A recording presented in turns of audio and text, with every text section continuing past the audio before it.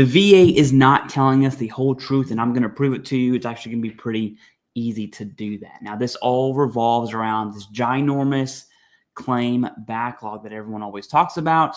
And more recently, the VA has put out tons of information talking about how they've tackled the backlog, mission success. Every news media has picked that up and has spread the good word. And to be honest with you, this is good news, and all of the reporting is good news. Now, I'm going to show you 2 VA sources that are showing that VA claim backlogs are below 200,000, which is great. Again, that's good news. But I'm going to show you another source that is an internal email within the Department of Veteran Affairs that tells a whole different story. So either both of these are a lie or something else is going on here. I'll give you my thoughts at the end. I really want your thoughts. Now, this all comes down to how the VA is defining the term backlog. Okay, so let's go ahead and look at these sources. This is VA News, came out May 22nd, right? Just a few days ago. Record-breaking VA claims production brings backlog under 200K. That's great news, right? Backlog's down 25%, yada, yada. Washington, all right, got it. A VA claim is considered backlog once it's been pending for more than 125 days. That's key there. I want you to remember this, okay? So they've defined it here. Got it. Since President Trump was inaugurated January 20th, the backlog has dropped from 264 to 198, a 25% reduction. The backlog reduction VA announced today was made possible through a series of record-breaking production milestones, including processing 1 million disability claims during fiscal year fashion never before, the highest monthly production rate in VA history in April with that many claims. That's a lot. The highest daily production rate VA history May 20th with over 15,000 claims processed. There's a reason to that. I'll show you why. Under President Trump, VA claims processing productivity is the highest it has ever been, and we will continue working overtime on behalf of veterans until the backlog is at record lows, said VA Secretary Doug Collins. Veterans and VA beneficiaries deserve timely and accurate, that might be an issue, claims decisions, and that is exactly what we will deliver. Some background info. The Biden administration oversaw a 24% increase in backlog. VA's backlog reached its highest point ever in March of 2013. VA achieved its lowest backlog ever in December of 2019. Okay, so this is what the VA says. I'm going to show you an internal email that tells us a different story. So here's an internal email, 5/12/25. So this is just 10 days before this VA news come out. You can see it says, "Dear team, we are pleased to announce an opportunity for voluntary overtime beginning Monday, May 12th.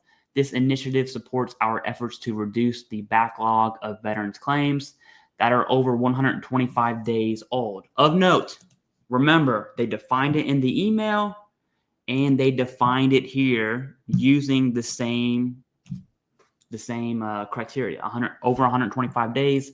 Got it. No big deal. Currently, the backlog sits at 939,000 claims with an additional 463,000 that will roll over in the next 30 days. And we are strategically using overtime to tackle this backlog in the upcoming months. Your contribution to voluntary overtime will play a crucial role in providing timely support for veterans. I'm not going to read the rest. I just want you to see the backlog issue. We're at like 1.4 mil, right? If you add 939,000 and 463,000 together, 1.4 mil. Now, there's another email of mandatory overtime that came out May 18th. 25 hours of mandatory overtime per pay period for pre-VSRs, post-VSRs, rating VSRs, and then quality checks, okay? So pretty much, this is not a typo, okay? The differences between these two numbers here and the two numbers we see in the internal email, obviously I'm not going to tell you who the internal email came from. Just know they are a VBA employee. They're very good, actually. So what's going on? All right, that's what I want to know. Point being, this is framing, right? Every news outlet, every piece of information you consume in your life is framed for a certain purpose. And here's the VA's flavor of how they are framing information. Okay. So really quick, another source. I said there's 2 VA sources. This is the VA's public VBA reports, looking at the claims backlog, and it reports the same of 195. And you can kind of see the date there between March and June of 2025. Okay. So those are your 2 sources of where this is coming from. Obviously, this is framing. One thing says another. It's not good in my opinion. All right. So what is the claim backlog and how's the VA defining it? We see that there's 125 days, both in the internal email and publicly through VA news channel there.